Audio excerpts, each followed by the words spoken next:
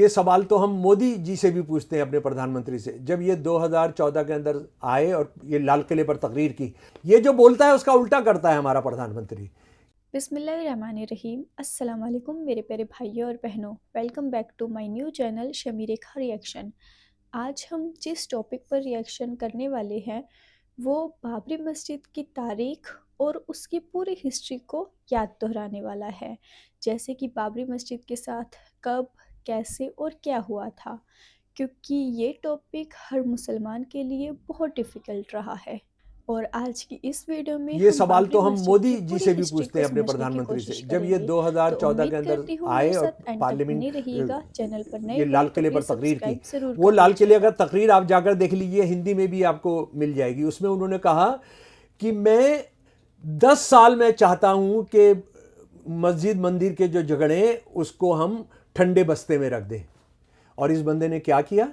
ये जो बोलता है उसका उल्टा करता है हमारा प्रधानमंत्री। इसने क्या किया कि वो सुप्रीम कोर्ट को घुमा फिरा के ये सब करके वो फैसला करा लिया। और इस बंदे ने आते ही वायदा किया था कि हम 10 साल इस मसले को नहीं उठाएंगे। तो ये जो है, अब जरा सा सुप्रीम कोर्ट ने क्या कहा कि मंदिर की जगह मस्जिद बनाई गई थी। मैं मुसलमान, ये 22-23 दिसंबर 1949 को जो रामलला प्रगट हो गए थे, जब कांग्रेस का चीफ मिनिस्टर था, जो आरएसएस का आदमी था, जो हिंदू महासभा का भी आदमी था। मैं इससे पढ़कर सुना रहा हूं आपको जजमेंट से। मुसलमानों को इबादत, अंग्रेजी से हिंदी किया है मैंने, मुसलमानों को इबादत और कब्जे से वंचित करना 22-23 दिसंबर 1949 की दरमियानी रात को हुआ, जब हिंदू मूर्तियों की स्थापना करके मस्जिद को अपवित्र किया गया। सुन लीजिए सुप्रीम कोर्ट का जजमेंट। फैक्ट्स को तो नहीं डिनाई कर पाए ना, वो फैक्ट तो जो सामने था उसको डिनाई नहीं कर सकते थे, कागज है। जजमेंट वो ये कहेंगे कि कुछ भी हो जाए लेकिन पतनाला वहीं रहेगा, हिंदुत्व का पतनाला वहीं रहेगा, वो अलग बात है। लेकिन सुन लीजिए पहले, ये इस अवसर पर मुसलमानों को बेदखल करना किसी वैध अधिकार द्वारा नहीं, बल्कि एक ऐसे कुकर्म के माध्यम से किया गया था जिसका उद्देश्य उन्हें उनके इबादत स्थल से वंचित करना था। 1921 पे प्रश्न नंबर 921 से 922 के बीच में है, इसमें लिखा हुआ है ये अंग्रेजी के, कि आपने 22-23 दिसंबर जो 1949 में आपने मस्जिद छीनी, वो मस्जिद जो छीनी वो गैर कानूनी था, वो आपने मुसलमानों को वंचित कर दिया उससे, उनके दरगाह पूजने की जगह से जी। और पेज नंबर 913 914 पर क्या लिखा है, जरा 6 दिसंबर जो लिखा है वो सुन लीजिए। 6 दिसंबर 1992 को मस्जिद का ढांचा गिरा दिया गया और मस्जिद नष्ट कर दी गई। मस्जिद का विध्वंस यथास्थिति के आदेश और इस न्यायालय को दिए गए आश्वासन का उल्लंघन करते हुए हुआ। देखिए सुप्रीम कोर्ट कह रही है हमको आश्वासन दिया था कि आप उसको छुएंगे नहीं, और कोर्ट्स का सबका ऑर्डर था कि यथास्थिति बना के रखी जाए, स्टेटस को मेंटेन किया जाए, वो आपने नहीं माना। मस्जिद का विध्वंस और इस्लामी ढांचे का विध्वंस कानून के शासन का घोर उल्लंघन था। समझ गए भाई साहब? इस देश को नहीं समझ में आएगा क्या ये? और वो बंदा जिन्होंने फैसला दे दिया मंदिर बनाने का उसी जगह पर, वो भी सब इतने, मतलब इतना उनका हाफजा इतना कमज़ोर था, उनकी मेमोरी इतनी कमज़ोर थी कि वो क्या बक रहे हैं बीच के अंदर, क्या बोल रहे हैं उसको, उनको जो कायदे की बात उन्होंने की है उसको इन्होंने सोचा कि वो तो फजूल हमने बात कर दी थी, हम तो ऐसे ही बक दिए थे उसको। अच्छा, हम पहले बात कर चुके कि 1925 के बाद उन्होंने कभी नहीं किया। राम जन्मभूमि ट्रस्ट के, अच्छा, इन सब साक्ष्यों के बावजूद क्यों मंदिर बना रहे हैं, उसकी जो खुद अपने आप जो माना उन्होंने, इसके बनाने वालों ने, राम जन्मभूमि ट्रस्ट के लोगों ने, इसका एक बड़ा बंदा था विलास वेदांती, धर्मगुरु राम विलास वेदांती। अब वो नहीं है, उनका देहांत हो चुका है। उन्होंने आउटलुक दिल्ली को 7 जुलाई 2003 को इंटरव्यू में जो कहा, वो अंक मेरे पास है, हम राम जन्मभूमि पर मंदिर बनाएंगे भले ही भगवान राम कहें कि उनका जन्म वहां नहीं हुआ था। हमने झूठ को सर चढ़ाना है। अगर भगवान राम भी आकर बोल दें कि मैं वहां पैदा नहीं हुआ था, तो हम उसको मानने नहीं जा रहे। अच्छा, ये अकेले नहीं थे, एल के अडवाणी जो जो लेकर चला जी रथ यात्रा राम मंदिर के लिए, वो आप जानते हैं ना कि वो रथ यात्रा जो है, वो रथ यात्रा भगवान और रोम के राजा चला करते थे। आरएसएस वालों को आप देखेंगे हमेशा रथ यात्रा करते हैं, ये साइकिल आता है या पैदल यात्रा या बैलगाड़ी यात्रा आता नहीं, ये अपने आप को राजा समझते हैं, अपने आप को रजवाड़े समझते हैं, तो उसने वही चुना। और वो ये है कि 10 लाख रुपए की गाड़ी थी जिसमें एयर कंडीशन और सब कुछ था। तो वो राम जी बेचारे जो पैदल घूमते रहे, उनको बेर खाने के लिए भी शबरी के हाथ से बेर खाने पड़ते थे, हैं। वो कैसे कैसे जुल्म सहे उन्होंने, उनकी बीवी का अपहरण कर लिया गया सीता जी का, और ये बंदा जो है उनका अधिकार दिलाने के लिए एयर कंडीशन में उस वक्त की 10 लाख रुपए की गाड़ी में घूम रहा है। तो इसने क्या कहा जरा वो भी सुन लीजिए। इन्होंने हिंदुस्तान टाइम्स 20 जुलाई 2003 को कहा, सुन लीजिए जी। इससे कोई फर्क नहीं पड़ता कि ऐतिहासिक राम वास्तव में अयोध्या में उसी स्थान पर पैदा हुए थे या नहीं। मायने ये रखता है कि हिंदुओं का मानना है कि उनका जन्म वहीं हुआ था। आस्था इतिहास से ऊपर है।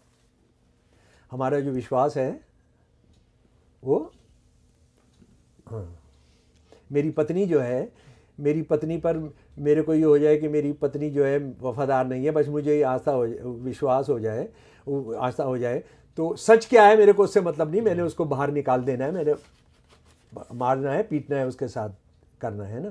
सच क्या है मैं उसको नहीं मानूंगा। आस्था यानी मिथक जो है, हम उसको सच्चाई के मुकाबले में करेंगे। और ये सच्चाई जो है कोई औरंगजेब के जरिए रखी सच्चाई नहीं है, बाबर के रखी सच्चाई नहीं है। ये सच्चाई है जो अभी तक हम झूठ नंबर 1 और झूठ नंबर 2 में और आगे भी 5-6 में हम जानेंगे।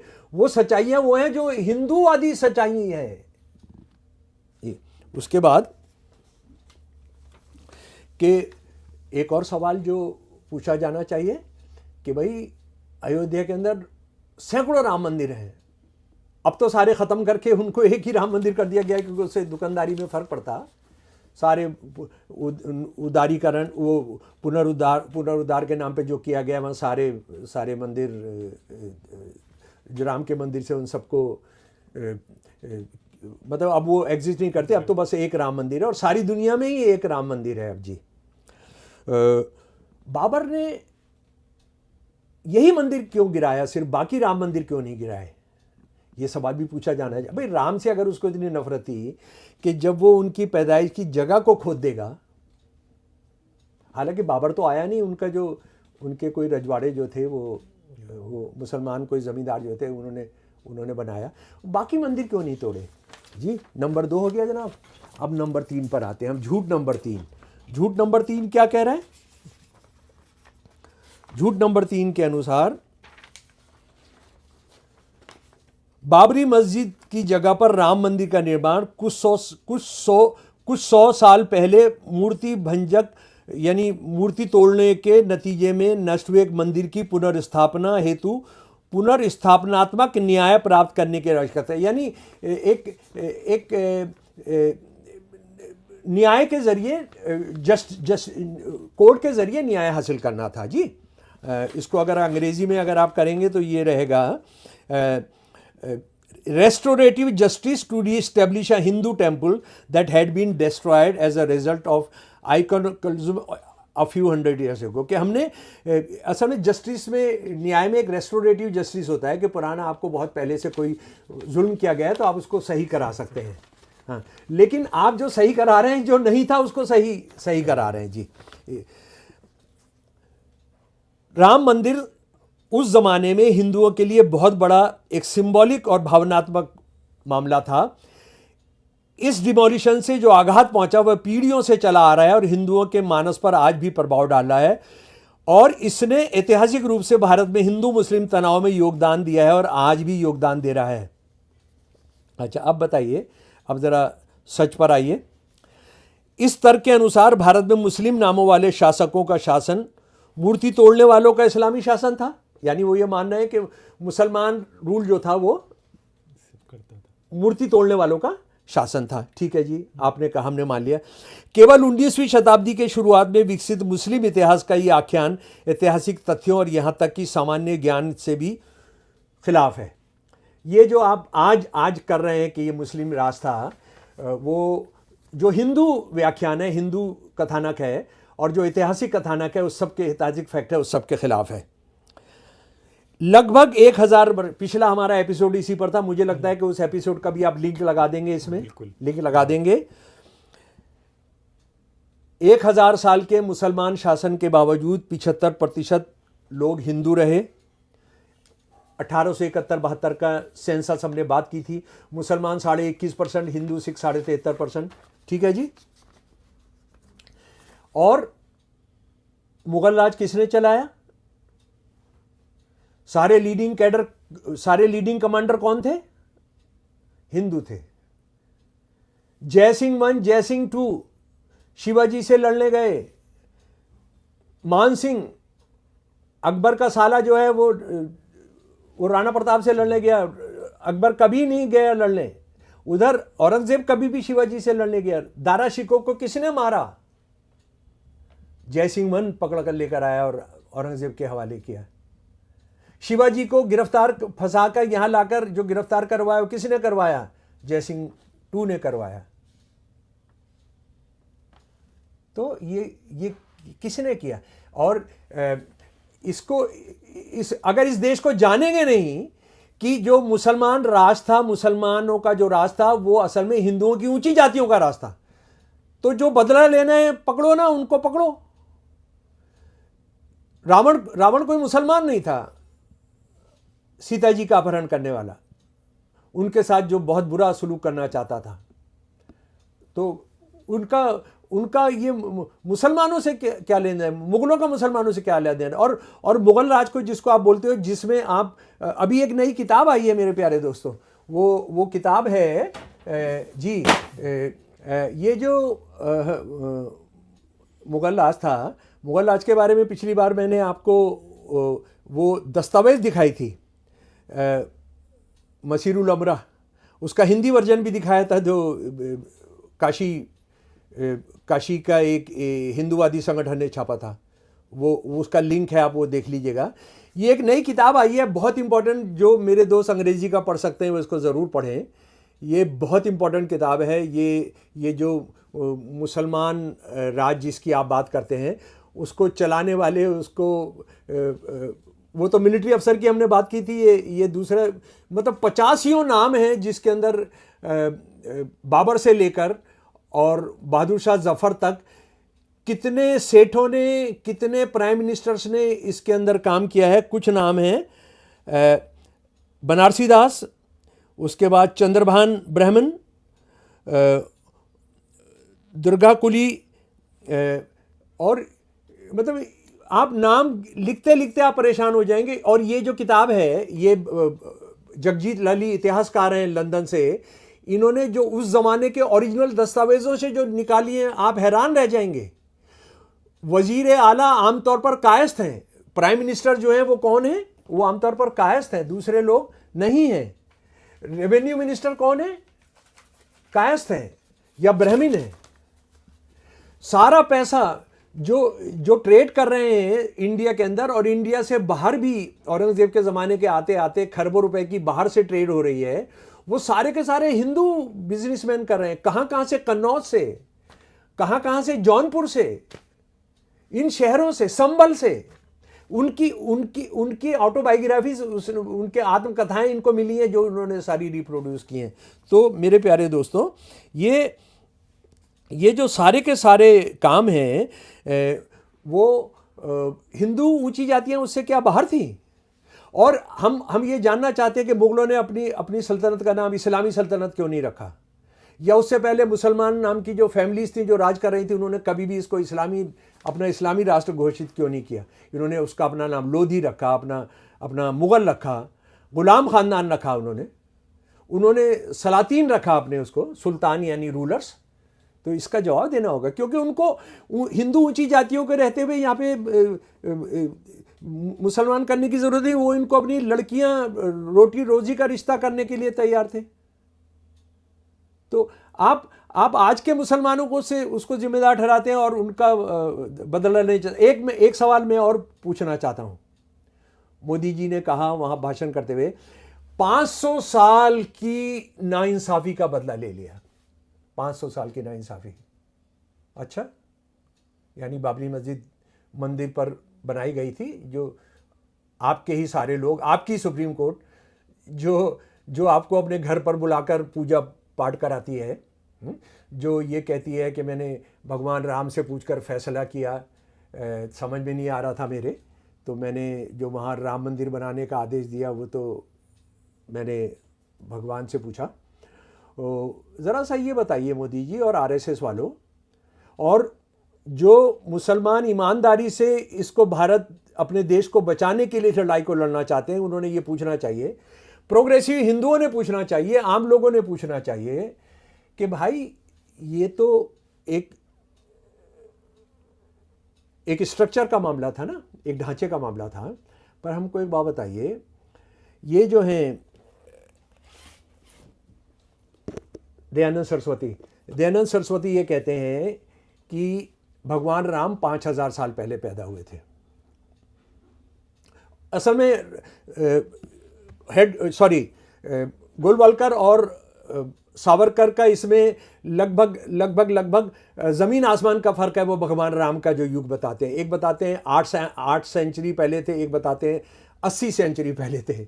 उन्होंने अपनी अपनी किताब लिखा है, लेकिन इन्होंने लिखा है दयानंद सरस्वती जी ने कि वो 5000 साल पहले हुए थे, 5000 साल पहले हुए थे। तो सुना आपने, अभी तो कहानी बाकी है। बाबरी मस्जिद 1528 मुगल सेनापति मीर बाकी द्वारा बनाई गई। कई दस्तावेज बता देते हैं कि 18वीं 19वीं सदी में वहां राम जन्म स्थान मनाने की बहस शुरू हुई थी। 1859 यानी 1859 में ब्रिटिश प्रशासन ने हल ढूंढा, भीतर नमाज बाहर हिंदू उपासना। यहीं से दो धार्मिक दावे एक ही ज़मीन पर आमने सामने खड़े हो गए। और फिर तारीख आई 1949, रात में मंदिर के पुजारियों ने मस्जिद के भीतर मूर्तियां स्थापित कर दी। थानेदार ने वायरलेस संदेश भेजा, हालात बिगड़ने की आशंका है। सरकार ने स्थान को विवादित घोषित कर दिया और ताला लगा दिया। फिर तारीख आती है 1986, जिला अदालत ने ताला खुलवाया। फिर 1989 राम मंदिर आंदोलन की राजनीतिक शुरुआत हुई। रथ यात्रा, नारों की गूंज, लाखों की रैलियां। साल 1992 तक माहौल चुनावी भी बन चुका था और धार्मिक भी। और फिर तारीख आती है 6 दिसंबर 1992, दोपहर 12 बजे। भीड़ नियंत्रण के सारे दावे ढह गए। कर सेवकों ने सुरक्षा बलों की बैराक भीड़ में घुसकर ढांचा गिराना शुरू किया। वीएचपी बाजार के मंच से नेताओं की अपीलें होती रहीं, शांत रहिए, लेकिन ज़मीनी हालात कुछ और कह रहे थे।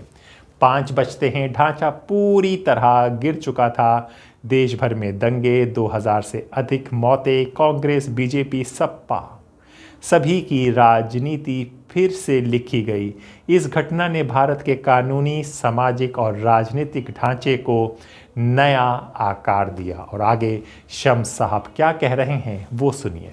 शर्म नहीं आती है मोदी जी को और ये आरएसएस वालों को कि उस ढांचे को लेकर पीछे लड़ रहे हैं जो तुम्हारा 500 साल पुराना कह रहे हो, और वो भी नहीं है जो साक्ष्य बता रहे हैं। सुप्रीम कोर्ट तुम्हारी आरएसएस की दंडवत करने वाली, जो उसको सिजदा करने वाली जो सुप्रीम कोर्ट है, वो भी नहीं मान रही है।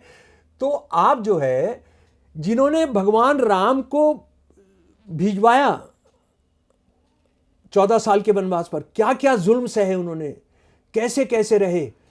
कोई राजा महाराजे, हिंदू राजे महाराजे यहां से श्रीलंका तक उनकी मदद के लिए नहीं आए। बानर सेना उनकी मदद के लिए आई। शबरी ने एक गरीब एक बहुजन ने अपने बेर खिलाए उनको जब वो भूख से परेशान थे। तो वो उनसे बदला नहीं लेंगे आप।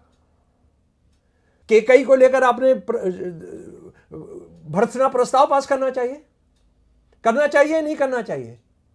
रोज मुसलमान विदेशी हैं, मुसलमान गद्दार हैं, ये बाबरजादे हैं, ये हरामजादे हैं। राम के साथ सबसे ज्यादा हरामजदगी किसने की थी? मुसलमानों ने की थी, सिखों ने की थी, ईसाइयों ने की थी। कौन थे राजा दशरथ? कौन थी कैकई? बताइए ना। सीता जी का अपहरण करने कौन आया था? मुसलमान जामा मस्जिद का इमाम साहब आया था? कोई दाढ़ी वाला मुसलमान आया था? कोई गोल टोपी रखे हुए मुसलमान आया था? 5000 साल से का जो है, उनसे जो हमारी सभ्यता शुरू हुई, दयानंद सरस्वती कहते हैं हमारी सभ्यता शुरू हुई, और भगवान राम अयोध्या जो है वो उससे तमाम दुनिया पर राज करते थे। वो एक अलग बहस है कि वो तमाम दुनिया पर उनका राज था। तो बात यह है कि उनसे आप बदला नहीं लोगे। उनसे बदला लेने का मतलब मोदी को खुद अपने आप से बदला लेना होगा, आरएसएस को खुद अपने आप से बदला लेना होगा। अगर वो उनको ऊंची जातियों के लोगों ने जो राम जी भी ऊंची जाति के थे, लेकिन उनके उनके उनके परिवार वालों ने, उनके बाप ने, उनकी एक मां ने उनको वनवास पर मजबूर किया था। तो उनसे बदला लेना है तो आपने खुद से बदला लेना होगा। लेकिन आपने, गरीब मुसलमान हैं, कमेरे हैं, 1000 साल के मुसलमान के राज के बावजूद कहीं पर भी दिखते नहीं है, किसी पायदान पर नहीं है। तो मेरे दलित भाइयों, मेरे बहुजन भाइयों, तुमको समझना पड़ेगा कि ये बहुजनों के साथ, ये गरीबों के साथ क्या करते हैं, और सबका नंबर आएगा, सबका नंबर आएगा। और मैं फिर ये कह रहा हूं कि अगर तुमने सचमुच के अंदर बदला लेना है राम के साथ जिन लोगों ने बुरा किया, 5000 साल पहले से शुरू करो, ऊंची जातियों के लोगों ने जिन्होंने किया, और उसके बाद फिर मैं कहता हूं महाभारत भी आ जाएगा। महाभारत ये आरएसएस के मुखिया आजकल बोल रहे हैं कि हम तो आजकल कभी किसी से लड़े ही नहीं, हम तो हिंदू तो आपस में, हिंदू जो थे वो मुसलमानों के आने से पहले एक थे। तो महाभारत तो हिंदू मुसलमानों के बीच में हुआ था। 130 करोड़ लोग मारे गए थे, सिर्फ 8 लोग बचे थे। 130 करोड़ लोग मारे गए थे 8 दिन की लड़ाई के अंदर। ये हिंदू कथानक की बात कर रहा हूं मैं, ये कोई मुसलमान इतिहासकार या प्रगतिशील इतिहास की बात नहीं कर रहा हूं। तो भाई सच्ची बात यह है कि आप राम मंदिर में का मामला मुसलमानों से जोड़कर, आपके पूर्वजों ने जो किया है राम के साथ, आप उस पर पर्दा डालना चाहते हैं, और इस देश ने डलने दिया है, उसको नहीं डालने दिया जाना चाहिए। प्यारे साथियों, एक और झूठ जो आरएसएस और उससे जुड़े हुए लोग, यानी मैं उसमें शामिल कर रहा हूँ मोदी, अमित शाह और सारे मंत्री, सारे गवर्नर जो अपने आप को कहते हैं कि आरएसएस के लोग हैं, और वो ये कह रहे हैं कि ये मोदी जी जो हैं, मोदी जी ने असल में ऐसा काम किया है, वो भी राम के समानांतर, राम जी के समानांतर हो जाते हैं, और वो भी पूजने लायक हैं। तो वो उस सच को जो झूठ परोसा जा रहा है, उसको सच के बारे में जो हम एक एक करके बात कर रहे हैं। एक और झूठ जो फैलाया जाता है वो ये है कि राम मंदिर का निर्माण सभी परंपराओं के हिंदुओं के लिए एक महत्वपूर्ण घटना है। यानी सारे हिंदुओं के जितने भी मत हैं, जितने भी विभाजित जितने भी सेक्ट्स हैं, और ये तो हम जानते ही हैं कि वो सिख धर्म, जैन धर्म, बौद्ध धर्म को भी हिंदू धर्म का हिस्सा ही मानते हैं। उनसे नहीं पूछते हैं कि उनके क्या विचार है जब वो हिंदू धर्म का हिस्सा बताते हैं। तो खैर, ये कितना बड़ा झूठ है उसका एक उदाहरण मैं आपको देना चाहता हूँ कि सत्यार्थ प्रकाश में स्वामी दयानंद सरस्वती ने, जो मोदी जी ने जीवन फूका था राम जी के उसमें, और उसके बाद उनकी आंखें खोली थीं, और अब उन्होंने राजा दशरथ के बेटे के तौर पर झंडा फहराया है, उसके बारे में जो लिखा था, उस सारी प्रक्रिया के बारे में। सच्चाई यह है कि ये सत्यार्थ प्रकाश के अध्याय 11 से मैं पढ़कर सुना रहा हूँ आपको। सच्चाई यह है कि सर्वव्यापी आत्मा ईश्वर ना तो किसी मूर्ति में प्रवेश कर सकता है, ना ही उसे छोड़ सकता है। यदि आपके मंत्र इतने प्रभावशाली हैं कि आप ईश्वर को बुला सकते हैं, तो आप उन्हीं मंत्रों के बल पर से अपने मृत पुत्र में जीवन क्यों नहीं डाल सकते हैं? भाई, जब आप भगवान को आप जीवन दे सकते हैं, कोई बंदा दे सकता है, और शायद मोदी जी ने दिया था उस दिन जब उनकी मूर्ति को जीवन दिया था। फिर आप अपने शत्रु के शरीर से आत्मा को विदा क्यों नहीं कर सकते हैं? वेदों में देवता के आह्वान और मूर्ति को जीवंत करने की अनुमति देने वाला एक भी श्लोक नहीं है। इसी प्रकार ऐसा कुछ भी नहीं है जो इंगित करे कि मूर्तियों का आह्वान करना, उन्हें स्नान कराना, उन्हें मंदिरों में स्थापित करना और उन्हें चंदन का लेप लगाना सही है। अब बात यह है, अगर यही बात कोई मुसलमान कह दे, कोई सिख कह दे, कोई ईसाई कह दे, तो आप मोहल्ला खोद देंगे। लेकिन हिंदू राष्ट्रवाद का बहुत बड़ा आदमी, बहुत बड़ा विचारक, आर्य समाज के संस्थापक, वो इस बात को पूछ रहे हैं, मोदी जी से पूछ रहे हैं, आरएसएस से पूछ रहे हैं, जवाब दो ना इसका। ये मुसलमान हिंदू क्या कर रहे हो इसमें? हिंदू धर्म के अंदर जो सवाल उठ रहे हैं उसको आप बताइए, उसका जवाब दीजिए। और उसके बाद अगला मामला ये है कि जो एक और झूठ बोला जाता है वो ये है कि हालांकि कभी कभी इसे हालिया संघर्ष के रूप में प्रस्तुत किया जाता है, यानी बाबरी मस्जिद का जो है उसको ये माना जाता है कि आज का मॉडर्न इंडिया का एक झगड़ा है हिंदू मुसलमानों के बीच में। लेकिन सच्चाई यह है कि इस स्थल पर हिंदुओं और सिखों द्वारा पुनः दावा करने का एक लंबा इतिहास रहा है, जो 19वीं शताब्दी के शुरुआती वर्षों से चला आ रहा है। 19वीं शताब्दी के, समझिए आप, यानी 18 समथिंग से। इसके अलावा भारत की आज़ादी के बाद से सत्ता में रही किसी भी राजनीतिक पार्टी के बावजूद ये संघर्ष जारी रहा है। एक तो ये मान रहे हैं आरएसएस वाले कि 19वीं शताब्दी से पहले कोई लड़ाई का इतिहास नहीं है, ये मान लिया इन्होंने। और 1900 का मतलब है 1801, 1802 के अंदर। और उनको वो एक ऐसा झूठ परोसते हैं, और बदकिस्मती से सुप्रीम कोर्ट ने उसको एक साक्ष्य के तौर पर अपने जजमेंट में रखा है कि कोई एक सिख थे, वो सिख जो है कौन सी तारीख को चले गए जी, वो 28 नवंबर 1858 को एक सिख निहंग वहाँ पहुँचे। और उन्होंने क्या किया, एक निहंग सिख शस्त्र हथियारबंद सिख ने बाबरी मस्जिद में पूजा और हवन अग्नि में अनाज, शुद्ध घी और ऐसे ही अन्य वस्तुओं की आहुति देने का एक अनुष्ठान का आयोजन किया।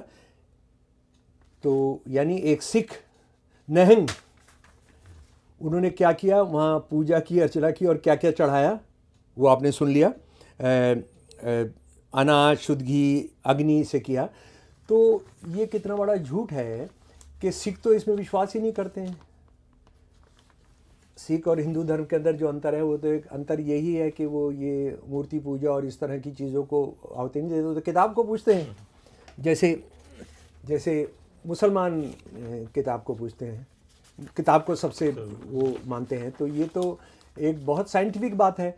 आपने एक सिख निहंग के ज़रिए करवा ली। अच्छा, अब मैं ये सवाल पूछता हूँ डिबेट्स में भी और सब जगह भी, कि कोई हिंदू क्यों नहीं गया वहाँ पर बाबरी मस्जिद के अंदर ये सब काम करने? सिख को क्यों ला रहे हो आप इसमें? सिख को इसलिए ला रहे हो क्योंकि देखो हिंदू सिख एक होते हैं। अच्छा, अब इस सवाल का उनके पास कोई जवाब नहीं है, जो बहुत सालों से मैं पूछता हूँ कि सिख गुरुओं की किसी भी वाणी में, उनकी किसी भी पुस्तक में, उनकी किसी भी लेखनी में बाबरी मस्जिद बनाए जाने, राम मंदिर के तोड़ने का जिक्र क्यों नहीं है? गुरु नानक, हम जानते हैं ना कि समकालिक हैं बाबर के। गुरु नानक और बाबर लगभग एक ही समय में हैं। वो एक बादशाह बनता है और वो एक गुरु बनते हैं, जो भारतीय समाज के अंदर जातिवाद, औरत पर हिंसा और ये सारा पाखंड जो है, जो पंडे और ये सब करते हैं, तो वो उसके ख़िलाफ़ उन्होंने किया। और ये कितने हमारे सुनने वाले जानते हैं कि जो प्याऊ जो शुरू किया, पानी का प्याऊ, वो कोई भी पी सकता है, वो जातिवाद को तोड़ने का एक बहुत बहुत ज़बरदस्त तरीका था। क्योंकि उसमें पीने वाला तो क्या है वो अलग सवाल है, पिलाने वाला कौन है ये कोई नहीं पूछता था। और इसको खासतौर पर समझा जाना चाहिए कि आज़ादी से पहले हमारे देश में रेलवे स्टेशन पर हिंदू प्याऊ होता था, मुसलमान पानी होता था, हिंदू पानी होता था। उसमें आप देखिए जातिवाद को तोड़ने का कितना मजबूत तरीका था। और ये सिख गुरु किस चीज़ के लिए जाने जाते हैं, उसका मैं एक उदाहरण जो हमेशा मुझे बहुत प्रेरित करता है हर तरह के बंटवारे के ख़िलाफ़। कि एक सिख गुरु जो हैं अयोध्या गए थे, तो वहाँ उन्होंने देखा कि कुछ पंडित जो हैं या कुछ धार्मिक लोग जो हैं वो सूरज को पानी चढ़ा रहे हैं। तो सूरज को पानी चढ़ा रहे हैं, तो ये गुरु जो थे, माफ़ कीजिएगा मैं उनका नाम भूल जा रहा हूँ, शायद गुरु गोविंद सिंह जी थे। तो इस महान गुरु ने पूछा कि क्या कर रहे हो? कहने लगे कि वो हम सूरज को पानी चढ़ा रहे हैं। तो उन्होंने क्या किया, वो पूरब की तरफ चढ़ा रहे थे, पश्चिम की तरफ जो पंजाब था इनका जहाँ थे उधर पानी चढ़ाने लगे।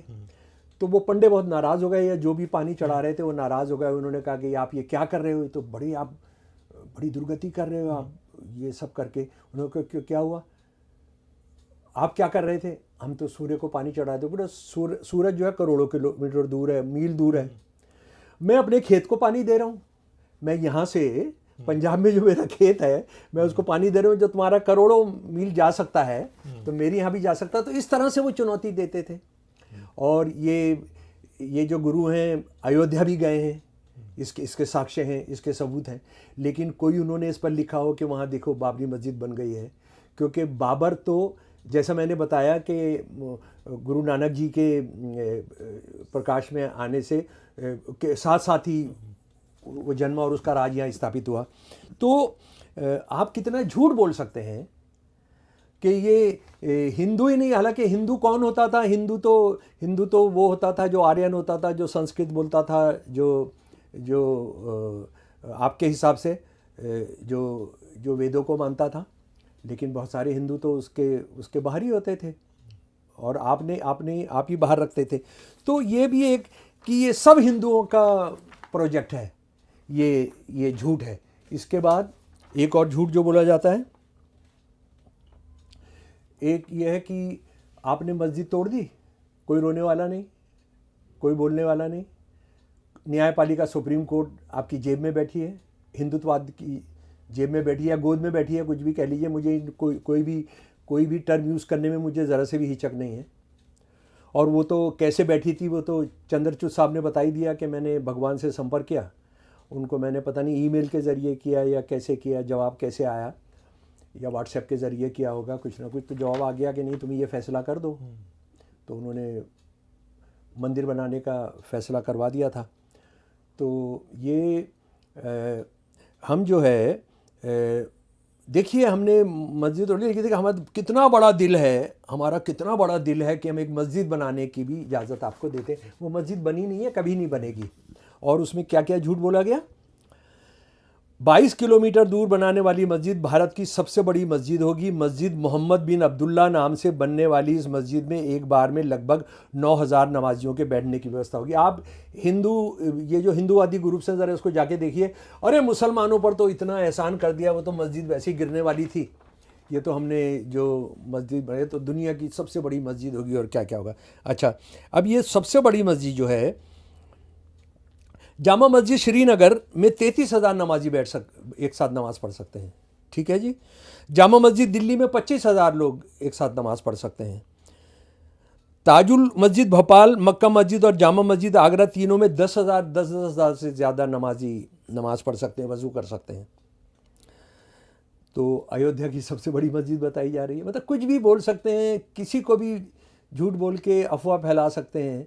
और आप माल जब्त करके, आप किसी की दुकान पर कब्जा करके उसको ये कह के तू रिक्शे के पैसे ले और ये सामान लेके अपना चला जा, आप ये सब कर सकते हैं, इसकी आप गुणगान कर सकते हैं। ये आरएसएस वाले ही कर सकते हैं, ये मोदी ही कर सकते हैं, ये अमित शाह ही कर सकते हैं, ये विश्व हिंदू परिषद ही कर सकता है, कोई और नहीं कर सकता है। तो दोस्तों आज का सवाल फिर वही, क्या बाबरी का ढहना भीड़ का अचानक गुस्सा था या राजनीति की तयशुदा पटकथा। अगले एपिसोड में आप जानेंगे कानूनी लड़ाई, सबूत, पुरातत्व रिपोर्ट, 2019 के फैसले और फिर राम मंदिर निर्माण तक का सफर। क्यों सुप्रीम कोर्ट ने जमीन मंदिर को दी और मस्जिद निर्माण के लिए अलग प्लॉट। तो दूसरा एपिसोड देखिए, पूरा इतिहास जानिए, तथ्य आज का परिदृश्य तक लौटेंगे। तो अपने दोस्त हैदर अब्बास नकवी को इजाज़त दीजिए। फिर मुलाकात होगी अगले एपिसोड में प्रोफेसर शमशुल इस्लाम के साथ। तब तक के लिए नमस्कार।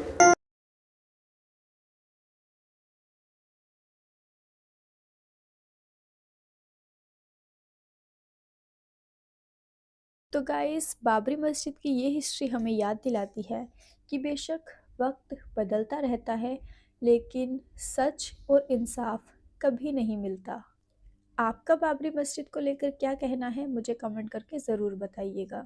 और अगर वीडियो पसंद आए तो प्लीज़ लाइक, शेयर और चैनल को सब्सक्राइब करना मत भूलना। इंशाल्लाह मिलेंगे किसी नेक्स्ट रिएक्शन वीडियो के साथ। अल्लाह हाफ़िज़।